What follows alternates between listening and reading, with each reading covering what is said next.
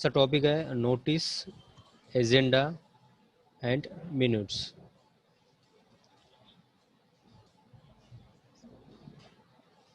It is a important topic for all those who will get a post of some authority. ज्यांना कोणाला काही अधिकाराच्या post मिळतील अशांसाठी हा टॉपिक महत्त्वाचा आहे. Because such persons have to publish or display notices many a time. खूप वेळेस त्यांना नोटिसेस काढावे लागतात. अशा वेळेस हा टॉपिक खूप महत्त्वाचा आहे. ठीक आहे, मी स्क्रीन शेअर करतो असं डायरेक्ट सहज बोलण्यापेक्षा. तर notice, agendas and minutes. Now, what is a notice? We all of know that a notice is a paper on which some information is written. Okay, एक पेज असतं आणि त्याच्यावर काहीतरी माहिती सांगितलेली असते.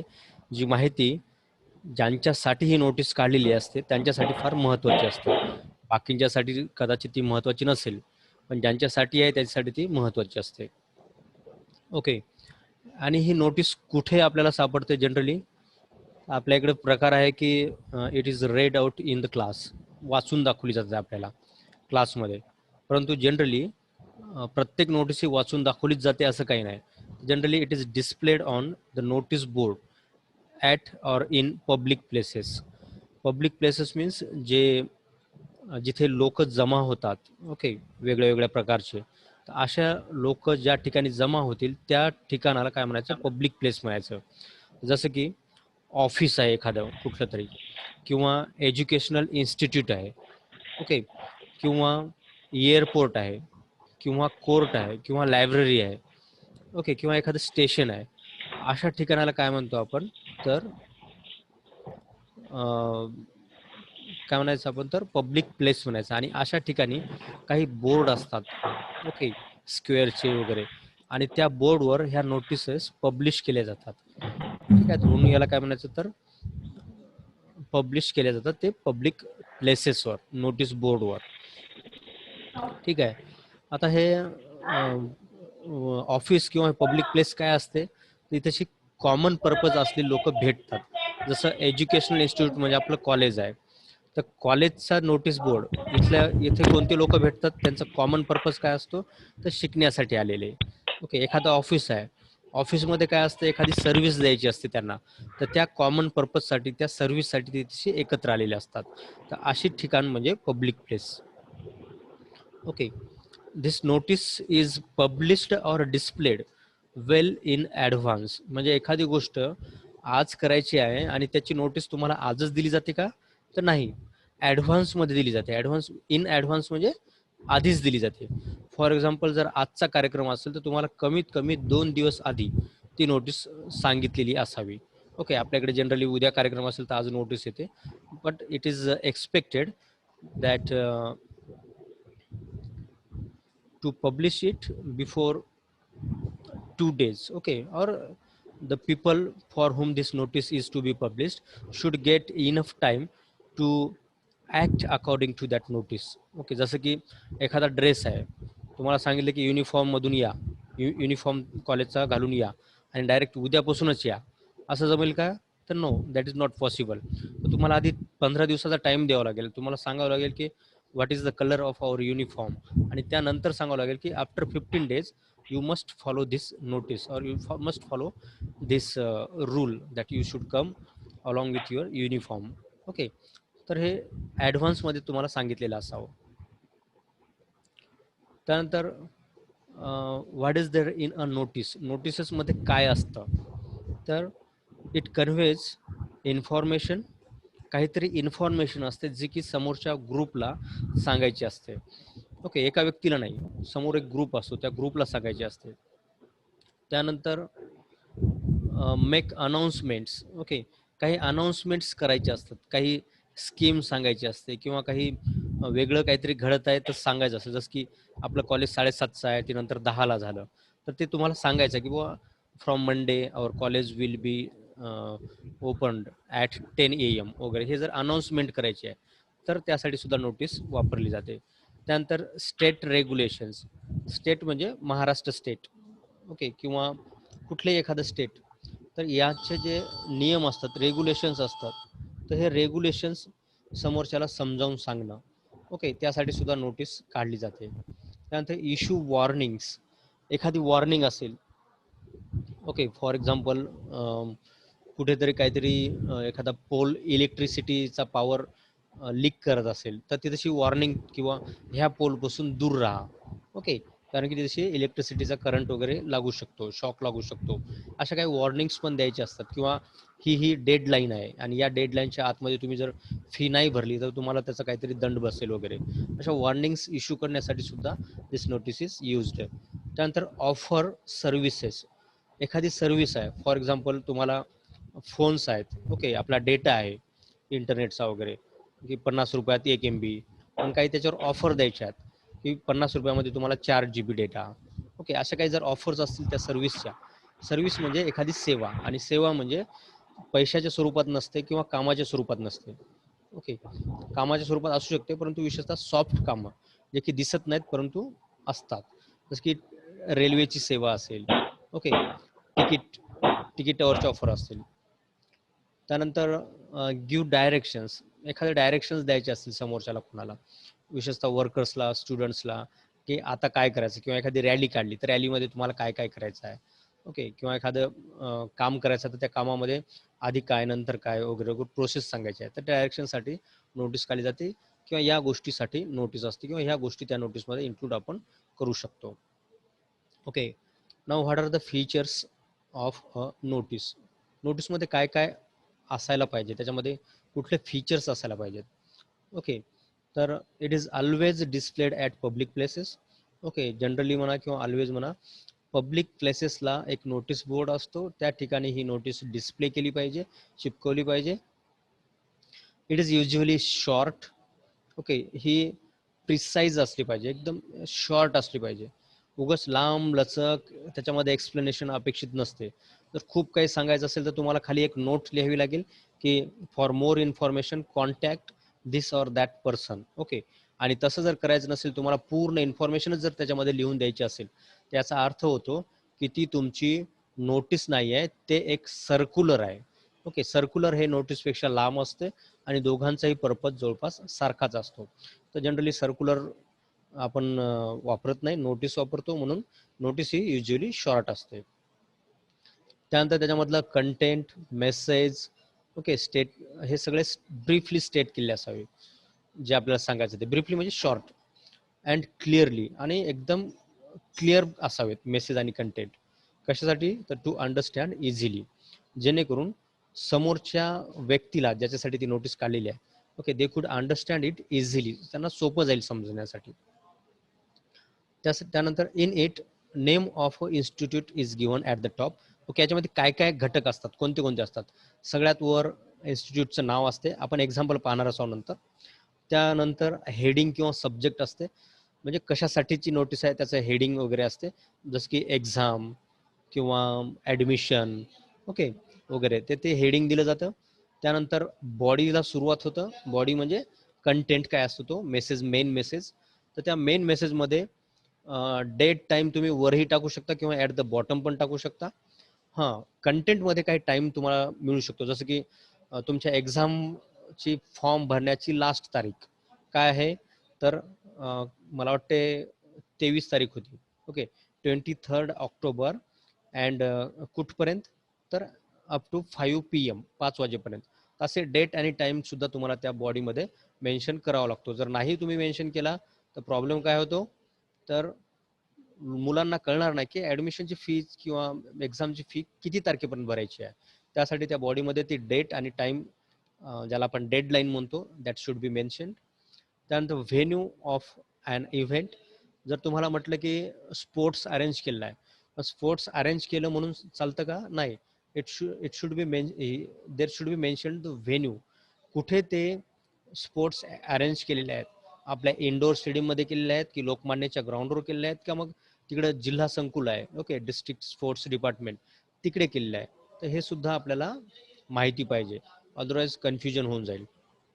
त्यानंतर names of persons to be contacted, जर तुम्हाला एक्स्ट्रा इन्फॉर्मेशन द्यायची असेल किंवा तुमचे नाव नोंदणी करायची असेल तर कोणाला कॉन्टॅक्ट करायचं, तर त्याचं नाव सुद्धा आणि कॉन्टॅक्ट नंबर सुद्धा त्या नोटीसमध्ये दिलेला असावा.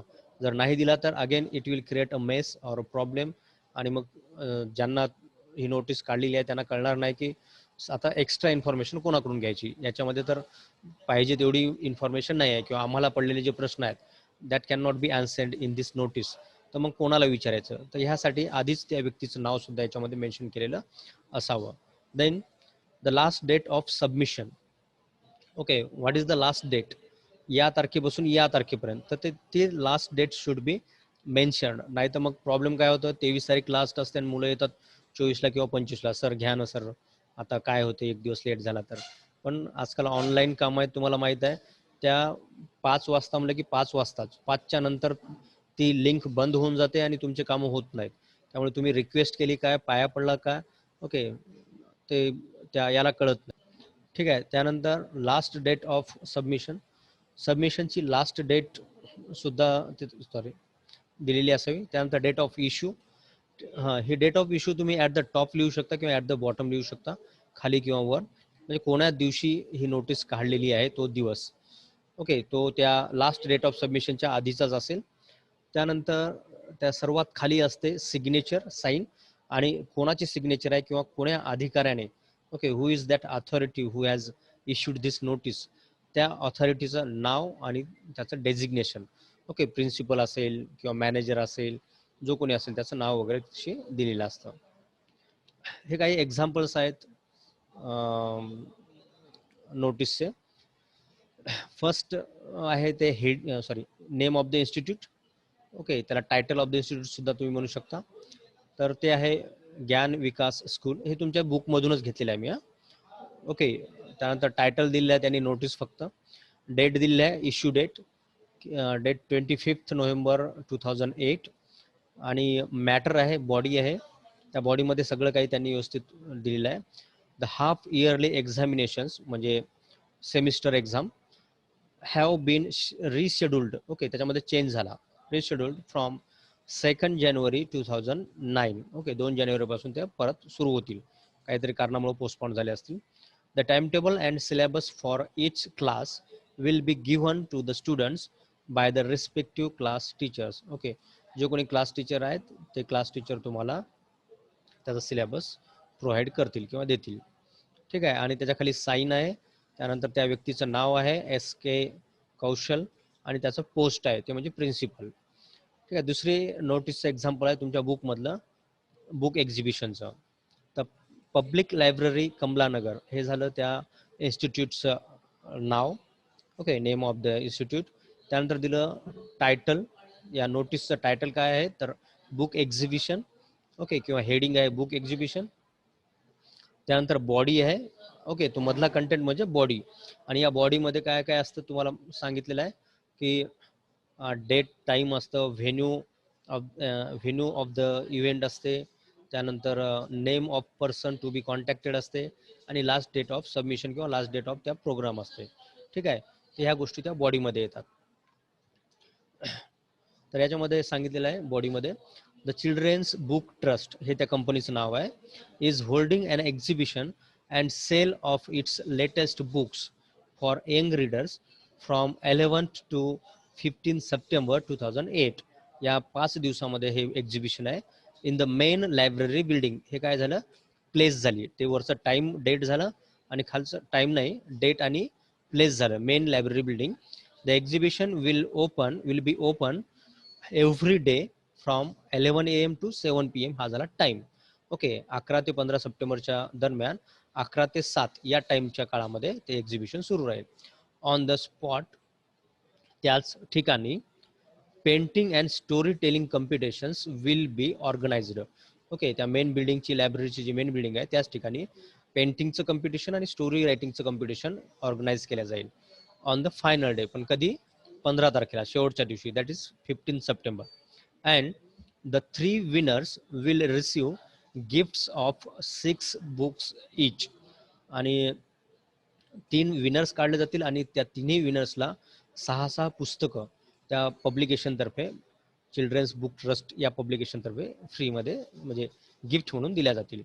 आणि वरच्या नोटीसमध्ये तुम्ही डेट वर टाकलेली आहे, इश्यू कधी झाली ती नोटीस, इश्यू म्हणजे काढणे. ओके, कोणा दिवशी काढली त्याची डेट वर टाकली आणि दुसऱ्या नोटीसमध्ये ती डेट खाली टाकली. तर तुम्ही कुठेही टाकू शकता. ही साईन सुद्धा साईन डाव्या साईडला लिहू शकता किंवा उजव्या साईडला तुमच्या मनाने. आणि त्यानंतर साईन आहे, व्यक्तीचं नाव आहे BT व्यंकट आणि त्याची पोस्ट आहे लायब्ररियन. ठीक आहे. त्यानंतर एक्झाम्पल ऑफ नोटीस, एक एक्झाम्पल जे की आपल्या कॉलेजचं आहे. वर दिलेलं आहे कॉलेजचं, इन्स्टिट्यूटचं नाव लोकमान्य महाविद्यालय वरोरा. त्यानंतर टायटल काही वेगळं टाकलं नाही, तशी तुम्ही ॲन्युअल गॅदरिंग किंवा ॲन्युअल प्रोग्राम वगैरे नाव टाकू शकता. ओके. तर त्यानंतर डेट दिली, issue date. All the students are hereby informed that the annual gathering program of the college is scheduled on 25th and 26th March 2019. Okay, या दोन दिवशी तो शेड्यूल केलेला आहे प्रोग्राम ॲन्युअल गॅदरिंगचा. Different programmes are organised on those days. Okay, त्या दोन्ही दिवशी वेगळे वेगळे प्रोग्राम्स काही अरेंज केलेले आहेत. The interested students can participate in it. Okay, ज्यांना इंटरेस्ट आहे ते या गेम्समध्ये पार्टिसिपेट होऊ शकतात. The list of programmes is displayed on the college notice board. आता कुठले कुठले प्रोग्राम्स आहेत, कुठले कुठले गेम्स आणि कल्चरल प्रोग्राम्स आहेत, त्याची लिस्ट नोटीसमध्ये सांगणं योग्य वाटलं नाही, म्हणून त्यांना सांगितलं की नोटीस बोर्ड पहा. नोटीस बोर्डवर तुम्हाला ते सगळी लिस्ट दिसेल. For more information, extra information जर तुम्हाला पाहिजे असेल तर contact professor Tanaji Mane in college time from 10 AM to 2 PM. Okay, या काळामध्ये तुम्ही त्या कॉलेजमधले जे कोणी प्राध्यापक आहेत तानाजी माने नावाचे, त्यांना कॉन्टॅक्ट करा आणि ते तुम्हाला एक्स्ट्रा इन्फॉर्मेशन त्या गॅदरिंगबद्दल सांगतील. ओके, त्याच्या खाली साईन आहे. ओके, नाव लिहिलं तर तुम्ही SK सिंग लिहू शकता, डॉक्टर SK सिंग, आणि त्याच्या खाली त्यांची post, that is principal. Okay, दुसरी नोटीस आहे लोकमान्य महाविद्यालय वरोरा, आणि त्या महाविद्यालयामधलं एक सेल आहे, एक कमिटी आहे, ते म्हणजे इंटरनल क्वालिटी अशुरन्स सेल. हे झालं त्या इन्स्टिट्यूटचं किंवा नोटीस काढणाऱ्या एजन्सीचं नाव. ओके, टायटल इथेशी दिलेलं नाही, टायटल तुम्ही IQC मीटिंग लिहू शकता. ओके, तर नोटीस आणि त्यानंतर इश्यूची डेट दिली आहे, कधी ही नोटीस इश्यू केली ती. ओके, दोन्ही नोटीसमध्ये डेट पहा. 25 आणि 26 मार्चला प्रोग्राम आहे, तर 15 मार्चला ती नोटीस काढली. आणि इकडे 29 मार्चला मीटिंग आहे, तर 21 मार्चला ही नोटीस काढली. म्हणजे त्या मीटिंगच्या आधी 2 ते 3 दिवस तरी कमीत कमी, 8 दिवस आधी काढली तर चांगली गोष्ट आहे, पण 2 ते 3 दिवस आधी ती नोटीस त्या लोकांपर्यंत पोहोचायला पाहिजे. ओके, ठीक आहे, ही नोटीस वाचूत आपण. All the members of IQC are informed that the meeting of IQC is arranged on 29th March 2019 at 10 AM in the office of IQC. Okay, time दिला आणि प्लेस दिली. IQCचं जे काय ऑफिस असेल, आपल्या कॉलेजला नाही आहे, पण IQC जे काय ऑफिस असेल तर त्या ऑफिसमध्ये ही मीटिंग अरेंज केलेली आहे सकाळी 10 वाजता 29 तारखेला मार्चमध्ये. ओके, तर त्या बाकीच्यांनी जेवढे मेंबर्स आहेत तर त्यांनी हजर राहावं. You are informed to be present for the meeting in time. Okay, तुम्हाला कळवण्यात येते की तुम्ही तिथे हजर राहावं दिलेल्या टाईमच्या आत. खाली साईन आणि साईन करणाऱ्या व्यक्तीचं पोस्ट, IQC कोऑर्डिनेटर, आणि त्याखाली कॉलेजचं नाव. ओके,